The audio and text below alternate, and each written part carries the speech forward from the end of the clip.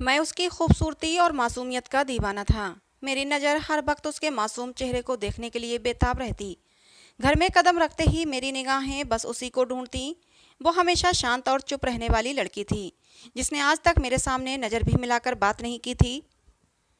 पर एक दिन उसने अपनी ज़िंदगी का एक ऐसा सच मुझे बताया, जिसे सुनकर मेरे पैरों तले से ज़मीन खिसक गई। पर उसकी ज़िंदगी का इतना बड़ा सच जानने के बाद भी मैं उसके लिए कुछ नहीं कर पा रहा था। मैं अंदर ही अंदर तड़पता रहा, पर चाहकर भी उसके लिए कुछ नहीं कर सकता था। ये मैं किसी और के बारे में नहीं बता रहा, ये मैं अपने बड़े भाई की पत्नी यानी कि अपनी भाभी के बारे में बता रहा हूँ। मेरे घर में मेरे माँ बाप, मैं और मेरा बड़ा भाई उदय, हम 4 लोग रहते थे। मेरे बड़े भाई उदय की शादी माही नाम की लड़की से हुई थी। अभी भैया भाभी की शादी को 1 महीना ही हुआ था कि उनके कमरे से हर रोज लड़ने झगड़ने की आवाज़ें आती। माही भाभी खूबसूरत होने के साथ साथ घर की पूरी जिम्मेदारी अच्छे से निभा रही थीं। सर्वगुण संपन्न होने के बावजूद भी उनकी ज़िंदगी में चैन नहीं था। भैया भाभी एक दूसरे के साथ खुश नहीं थे। माही भाभी की खूबसूरती की तारीफ जितनी की जाए उतनी ही कम है। खूबसूरत होने के साथ साथ उनके चेहरे पर जो मासूमियत झलकती, उसी का मैं दीवाना था। मेरा भाई उदय बहुत ही साधारण किस्म का आदमी था। शायद माही भाभी भाई के साथ खुश नहीं थीं। उदय भैया हर रात भाभी को डांटते, कभी कभी तो उनके कमरे में रोने धोने की आवाज़ें भी आती। मेरे भैया उदय को इतनी खूबसूरत और मासूम लड़की की कदर नहीं थी। भाभी की यह हालत देखकर कभी कभी मेरे मन में आता कि अगर माही भाभी की शादी मुझसे हुई होती तो मैं उन्हें दुनिया की सारी खुशियां देता। पर चाहकर भी मैं उनके लिए कुछ नहीं कर पा रहा था। एक दिन मैंने अपनी माँ को भैया भाभी के रिश्ते के बारे में बताया कि भाई भाभी के साथ अच्छा व्यवहार नहीं करते, वो हर रोज रात को रोती हैं।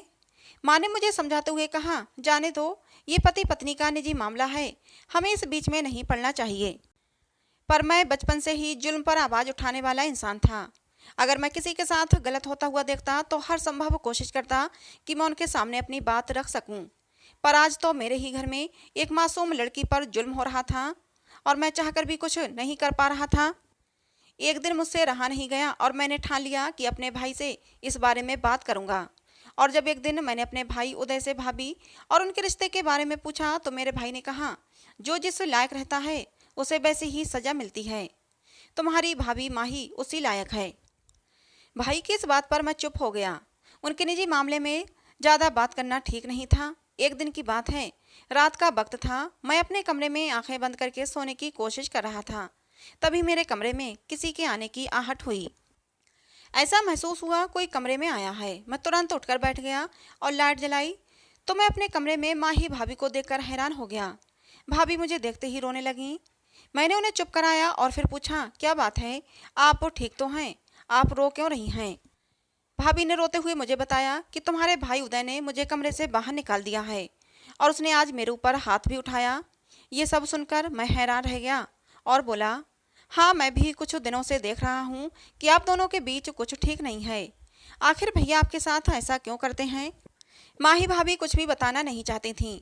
वो भैया से डर रही थीं, पर मैंने उन्हें विश्वास दिलाया कि आप डरिए मत, मुझे बताइए, कुछ नहीं होगा। उन्होंने मुझे कसम दिलाई कि ये बात मैं किसी से नहीं कहूँगा। उन्होंने मुझे बताया कि तुम्हारे भाई उदय में एक कमी है।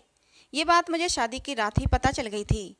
भाभी की ये बात सुनकर मैंने घबराकर पूछा, उदय भाई में क्या कमी है? तो उन्होंने बताया कि तुम्हारा भाई कभी बाप नहीं बन सकता।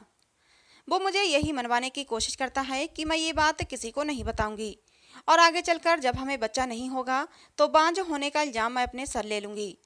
ये कहकर माही भाभी फूट फूट कर रोने लगीं और रोते हुए उन्होंने कहा कि मेरी ज़िंदगी तो बर्बाद हो गई। मायके में भी माँ सौतेली है, वहाँ पर भी कोई ठिकाना नहीं। अब मुझे कुछ समझ में नहीं आता कि मैं करूँ तो क्या करूँ और कहाँ जाऊँ। एक औरत की ज़िंदगी ससुराल में उसके पति से होती है और जब पति ही खराब निकल जाए तो उसकी ज़िंदगी बर्बाद हो जाती है। माही भाभी के मुंह से ये सब सुनकर मैं सोच में पड़ गया कि खुद मेरे ही घर में मेरा खुद का भाई एक मासूम लड़की के साथ जुल्म कर रहा है और ये सब कुछ जानते हुए भी मैं कुछ ना करूं, ऐसा कैसे हो सकता है? और वो मुझसे किसी न किसी बहाने मदद मांगने आई हैं। मैंने माही भाभी को समझाते हुए कहा, भाभी आप चिंता मत करिए, मैं आपकी मदद जरूर करूँगा। मैं माही भाभी को समझा बुझाकर उन्हें चुप तो करा दिया, पर उस रात पूरी रात मुझे नींद नहीं आई। मैं बस यही सोचता रहा कि आखिर मैं भाभी को भाई के जुल्म से कैसे बचा सकता हूँ। काफ़ी सोचो विचार के बाद आखिर मैंने एक फ़ैसला ले ही लिया।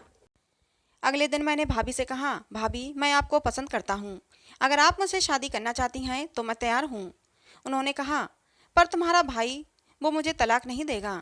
मैंने कहा, आप उसकी फ़िक्र मत करिए, मैं उसका बंदोबस्त कर दूंगा। अगले दिन मेरा भाई कहीं जा रहा था, मैंने गाड़ी का ब्रेक फेल कर दिया।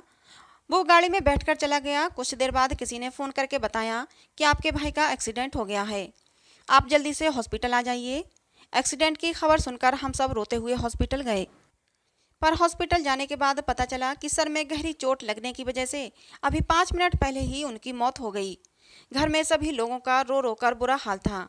मेरे भी आंखों से आंसू टपक रहे थे। आखिर जैसा भी था वो मेरा भाई ही था ना, पर जो गलती उसने की थी उसकी सजा उसे मिल गई थी। उदय का अंतिम संस्कार होने के कुछ दिन बाद एक दिन मेरे माँ बाप ने मुझसे कहा कि बेटा तू माही से शादी कर ले, आखिर बेचारी अकेले यूं ही जिंदगी कैसे काटेगी। मैं तो माही से शादी करना ही चाहता था, इसलिए मैंने हामी भर दी। कुछ दिन बाद मेरी और माही की शादी हो गई। शादी की पहली रात जब मैं माही के कमरे में गया तो उसे देखकर हैरान था। उस दिन वो बहुत खूबसूरत दिख रही थी। उसने कातले अंदाज में मुझसे पूछा, अच्छा ये बताओ अरुण, तुम मुझसे कितना प्यार करते हो। मैंने उससे कहा, मैं तुमसे बेपनाह प्यार करता हूँ, जो मैं अपने मुंह से बयां नहीं कर सकता। उसने कहा, ठीक है, अगर तुम मुझसे इतना प्यार करते हो तो एक बात बताओ, क्या तुमने ही अपने भाई के गाड़ी के ब्रेक फेल किए थे। मैं तो उसके प्यार में पागल था ही।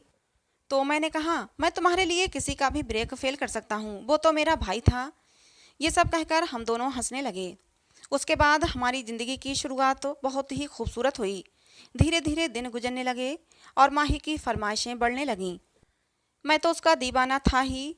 वो एक चीज़ कहती तो मैं 4 चीज़ उसके सामने लाकर रखता। एक दिन उसने कहा, अब मुझे खाना बनाना अच्छा नहीं लगता, आप खाना बनाने के लिए नौकरानी रख दें। मैंने उसकी ये फरमाइश भी पूरी कर दी। मैं उसकी हर फरमाइश को पूरी करता जा रहा था। आखिर में उसको खुश रखने का वादा जो किया था। हमारी शादी को 1 साल गुजर गया, पर अभी तक हमारा कोई बच्चा नहीं हुआ था। मेरे माँ बाप भी यही चाहते थे कि जल्द से जल्द वो अपने नाती पोतों का मुंह देख सकें। एक दिन इस बारे में मैंने माही से बात की तो उसने कहा, इसमें चिंता करने वाली कौन सी बात हो गई, जब भगवान का चाहा होगा तो बच्चा भी हो जाएगा। ऐसे ही करते करते हमारी शादी को 2 साल गुजर गए, पर अभी तक हमारा कोई बच्चा नहीं हुआ। मैंने माही से कहा, हमें डॉक्टर के पास जाना चाहिए। माही डॉक्टर के पास जाने से इनकार कर रही थी, पर मैं उसे ज़बरदस्ती डॉक्टर के पास लेकर गया। हॉस्पिटल जाने के बाद डॉक्टर ने माही का चेकअप किया। चेकअप के बाद डॉक्टर ने जो माही के बारे में बताया उसे सुनकर तो मेरे होश उड़ गए। डॉक्टर ने मुझे बताया कि आपकी पत्नी माही 2-3 बार प्रेग्नेंट हो चुकी हैं, पर ये कुछ ऐसी दवाइयाँ खा लेती हैं जिससे इनका मिसकैरेज हो जाता है। घर आने के बाद जब मैंने माही से इस बारे में पूछा कि आखिर तुमने ऐसा क्यों किया, तुमने हमारे बच्चे को क्यों मारा, तो उसने कहा, अभी मुझे माँ नहीं बनना, इसलिए मैंने मार दिया। उसके मुंह से ये शब्द सुनते ही मैं समझ गया कि ये औरत सही नहीं है। इस औरत की खातिर मैंने अपने मासूम भाई को मार दिया। शायद वो भी इसकी हरकतों से वाकिफ था। इसलिए जब उस वक्त इस औरत के बारे में मैंने भाई से पूछा था तो भाई ने जवाब में कहा था कि जो जिस लायक रहता है उसे वैसी ही सज़ा मिलती है। ये सब सोचकर मैं खूब रोया था, पर अब तो जो होना था सो हो गया था। उस दिन मैंने माही से बात नहीं की और अगली सुबह बिना बात किए ही ऑफिस चला गया। पर जब मैं ऑफिस से घर आया तो माही मुझे देखते ही अजीब अंदाज में हंस रही थी और हंसते हुए उसने मुझे कुछ ऐसा सुनाया जिसे सुनकर तो मैं सन्न रह गया। पहली रात को जो बात मैंने माही को बताई थी कि मैंने ही अपने भाई के गाड़ी के ब्रेक फेल किए थे, ये सारी बातें माही ने मोबाइल में रिकॉर्ड कर ली थीं। वो रिकॉर्डिंग सुनाने के बाद उसने कहा, आज से तुम मेरे गुलाम हो, मैं जो कहूँगी तुम वही करोगे, तुम्हें मेरी हर बात माननी होगी। तुम अपनी सारी प्रॉपर्टी मेरे नाम कर दो, नहीं तो ये रिकॉर्डिंग मैं पुलिस को सुना दूंगी। पुलिस तुम्हें पकड़ कर ले जाएगी और तुम जिंदगी भर जेल में सड़ना। और तुम्हारे जाने के बाद मैं तुम्हारे बूढ़े माँ बाप को तड़पा तड़पा कर मारूंगी। इस औरत का ये दोहरा रूप देखकर तो मैं हैरान था कि ये औरत है कि नागिन। इसकी बातें सुनने के बाद जी में आ रहा था कि मैं इसे मार दूं, पर मैं दूसरा कत्ल नहीं करना चाहता था। अपने मासूम भाई को मारने के बाद वैसे ही मैं घुट घुट कर जी रहा था, फिर भी मैं चाहकर कुछ नहीं कर सकता था। या तो मैं अपनी पूरी प्रॉपर्टी इस चुड़ैल के नाम कर दूं या सजा काटने जेल चला जाऊं। मेरे पास सिर्फ 2 ही ऑप्शन थे। अब माही मुझे हर वक्त तो ब्लैकमेल करने लगी। मुझे कुछ समझ में नहीं आ रहा था कि मैं करूं तो क्या करूं। एक दिन मैंने ठान लिया कि चाहे कुछ भी हो जाए, मैं इस औरत को अपनी प्रॉपर्टी नहीं दे सकता। क्योंकि इस औरत ने मेरे पूरे परिवार की भावनाओं के साथ खेला है और मेरे मासूम भाई को मेरे ही हाथों मरवा दिया। और इसलिए मैंने खुद ही पुलिस के सामने जाकर अपने जुर्म को कबूल कर लिया। पुलिस मुझे ज़्यादा परेशान नहीं की, क्योंकि मैंने खुद ही अपना जुर्म कबूल किया था। मैं लगभग 1 साल तक जेल में रहा। कुछ दिन बाद कोर्ट की तरफ से मेरे बूढ़े माँ बाप की वजह से मुझे जमानत मिल गई। घर आने के कुछ दिन बाद ही मैंने माही को तलाक दे दिया और उसे घर से निकाल दिया। वो मुझसे माफ़ी मांग रही थी कि मुझे तलाक मत दो, पर मैं दोबारा उस चुड़ैल के चक्कर में फंसना नहीं चाहता था। ये सब होने के बाद अब मुझे बार बार अपने मासूम भाई का चेहरा याद आता। दिल करता कि मैं अपनी भी जान ले लूं, पर मेरे सामने मेरे बूढ़े माँ बाप थे। मेरे सिवा इनका इस दुनिया में कोई नहीं था। कुछ साल गुजरने के बाद मुझे पता चला कि माही को कोई गंभीर बीमारी हो गई थी, जिस वजह से उसकी मौत हो गई। उसकी मौत की खबर सुनकर मेरे दिल को बहुत सुकून मिला। उसके किए की सज़ा भगवान ने उसे दे दी थी। दोस्तों, जो इंसान किसी के साथ गलत करता है, उस टाइम तो उसे बहुत अच्छा लगता है और उसे लगता है कि बाजी मेरे हाथ में है।